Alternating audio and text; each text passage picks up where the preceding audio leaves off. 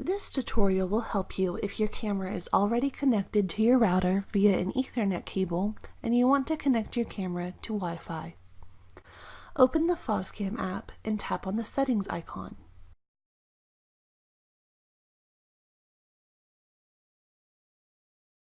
Choose the network menu. It will search for nearby Wi-Fi networks automatically. Choose the Wi-Fi network you want to connect to, type the network password, and tap on Connect. Please note, our cameras only support 2.4 GHz Wi-Fi networks at this time.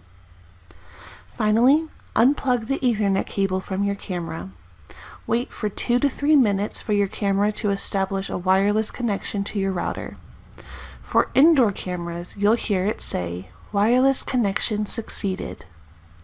Connect your camera once again in the app, and you can now view the video feed wirelessly.